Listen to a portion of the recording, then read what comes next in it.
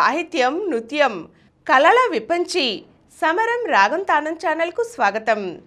ఈరోజు మనం కళ, సంస్కృతి, మానవుడు వీటి మధ్య ఉన్న అవినాభావ సంబంధం గురించి తెలుసుకుందాం.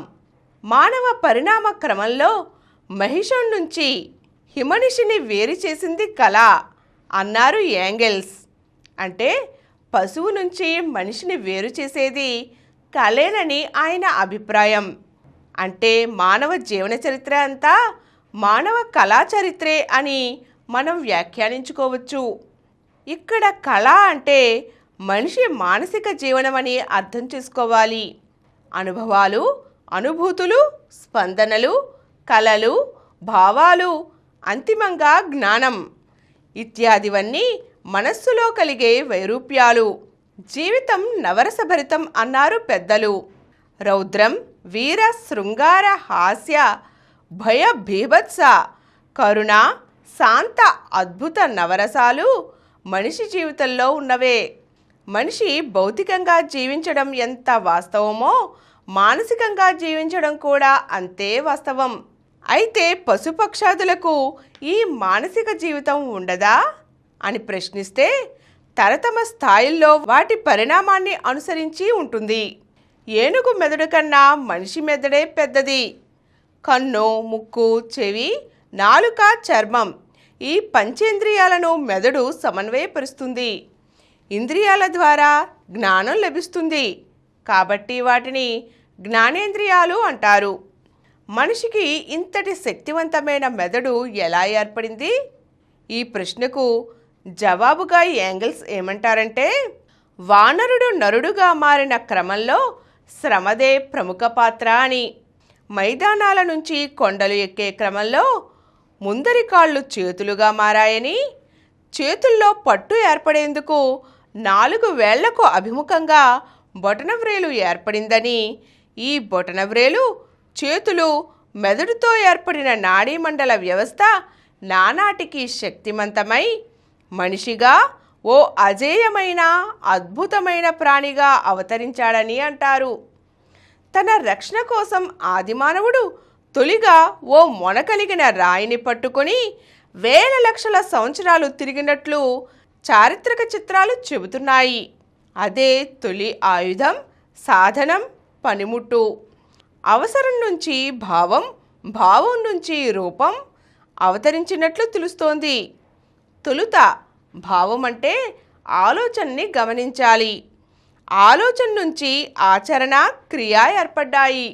ఇలా అవసరం, భావం, ఆచరణ గొలుసుకట్టుగా మనిషి నిత్య దైనందిన జీవితంలో భాగాలయ్యాయి. మనిషి మాత్రమే తనకు కావలసిన సాధనాలను, ఆయుధాలను, పనిముట్లను తయారు చేసుకోగలడు, ఉపయోగించుకోగలడు.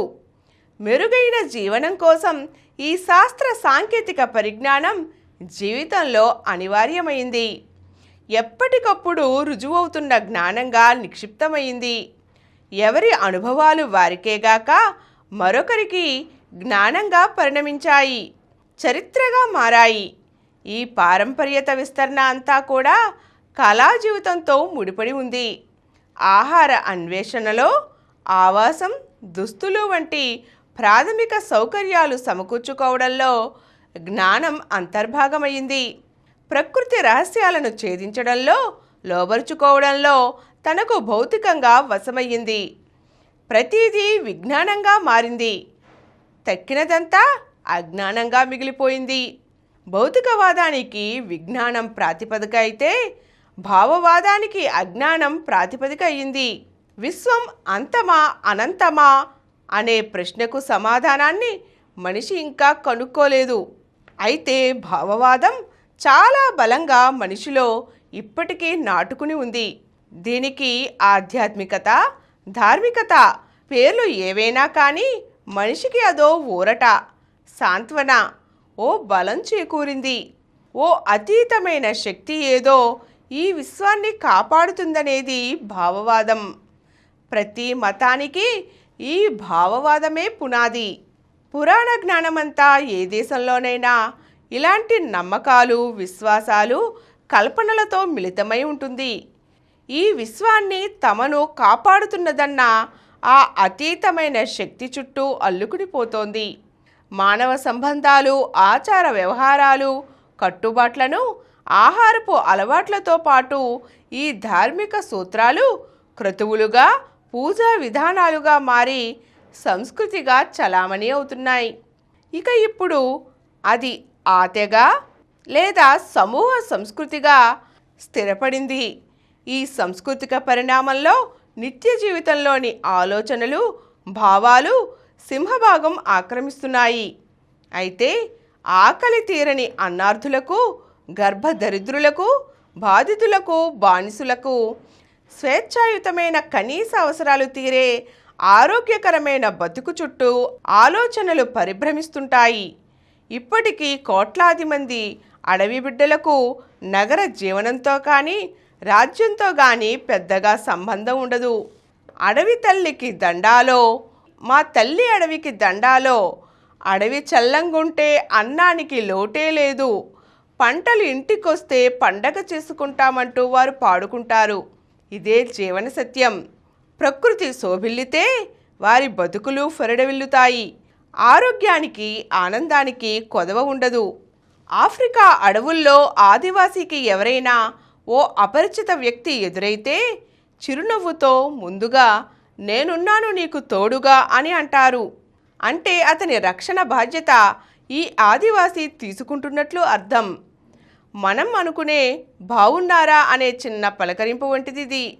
అయితే ఇందులో మనిషిని మనిషి పట్టించుకునే తత్వం, మనిషి కోసం మనిషి నిలబడాలనే మనిషితనం గోచరమవుతాయి. ప్రకృతిని కాపాడుకోవాలని, సాటి మనిషిని పట్టించుకోవాలని ఇది చెబుతుంది. కాగా మరో ప్రక్క మనిషిలో వికృత స్వార్థం మొలుస్తూనే ఉంది. దోపిడీ, పీడన పద్ధతులు రూపం మార్చుకుంటూ మనల్ని బలి తీసుకుంటూనే ఉన్నాయి. భూముల కోసం, దేశాల కోసం, ఆధిపత్యం కోసం, లాభాల కోసం యుద్ధాలు జరుగుతూనే ఉన్నాయి. ప్రజలు, కష్టజీవులు ప్రత్యక్షంగా, పరోక్షంగా ఆ బాధలను అనుభవిస్తూనే ఉన్నారు. అయితే ఇందుకు ప్రతిగా రెండో ప్రక్క మనిషి తన విముక్తి కోసం, రక్షణ కోసం, హక్కుల కోసం సంఘటిత సమరశీల పోరాటాలు చేస్తూనే ఉన్నాడు. మనుషులందరూ సమానమే, ఎవరు ఎక్కువ కాదు, తక్కువ కాదు అని గొంతెత్తి దిక్కులు పిక్కటిల్లేలా నినదిస్తున్నాడు. స్థూలంగా చూస్తే ఘర్షణ ఇక్కడే కేంద్రీకృతం అయినట్లు కనిపిస్తుంది. ఒక మనిషి ఆధిపత్యం, ఆక్రమణ, వ్యక్తిగత స్వార్థం వైపు నిలబడితే అందుకు ప్రతిగా మరో మనిషి మానవజాతి విముక్తి, రక్షణ, సమానత్వం కోసం నిలబడుతున్నాడు. ఆధునిక తాత్విక శాస్త్రం ఇప్పుడు పూర్తిగా మారిపోయింది. దైవం స్థానంలో మానవుడు అవతరించాడు. కళా సాహిత్యాలకు మనిషే కేంద్ర బిందువయ్యాడు. స్వార్థంతో ఎవడి లాభం వాడు చూసుకోవడం, పెత్తనం చలాయించడం నిన్నటి నీతి. శాంతి, సమభావం, సమిష్టి క్షేమం అనేవి నేటి నీతి. కవులు, కళాకారులు, రచయితలు ఈ ఆధునిక నీతిని పాదుకొల్పేందుకు పాటుపడుతున్నారు అని మహాకవి శ్రీశ్రీ 70 ఏండ్ల క్రితమే పిలుపునిచ్చారు. అభ్యుదయ కళాకారులకు, సాంస్కృతిక ఉద్యమ కార్యకర్తలకు, ప్రజాస్వామ్యవాదులకు, కమ్యూనిస్టులకు విశ్వ మానవ దృక్పథం అలవడింది. భౌతిక ప్రపంచంలో మార్పు తీసుకురావాల్సిన వారు ముందుగా భావజాల రంగంలో మార్పు తీసుకువచ్చేందుకు ఘర్షణ పడాలి. ఈ ఘర్షణ తనలో ఉండాలి, బయట ఉండాలి. రోజు రోజుకి సంక్లిష్టమవుతున్న ఈ ప్రాపంచిక సమాజంలో ఎవరు ఎలా అడుగుడుతున్నారు? ప్రజల్ని దోపిడీతో, పీడనతో, యుద్ధాలతో, మారణ హోమాలతో, హింసతో అగాధంలో నెడుతున్నది ఎవరు? ప్రజల హక్కుల్ని గౌరవిస్తూ అందరూ సమానమనే ప్రజాస్వామ్య భావాలతో బాధితులకు రక్షణ కల్పిస్తున్నది ఎవరు? స్థూలంగా చూడాలి, సూక్ష్మంగా తెలుసుకోవాలి. ఈరోజు మనం కళ, సంస్కృతి, మనిషి అంటే ఆదిమ మానవుడి నుంచి ఆధునిక మానవుడి వరకు మనిషి ఎదిగిన క్రమంలో వచ్చిన అనేక మార్పుల గురించి కొన్ని అంశాలు చూసాం కదండి. మరో చక్కని అంశంతో మళ్ళీ కలుద్దాం.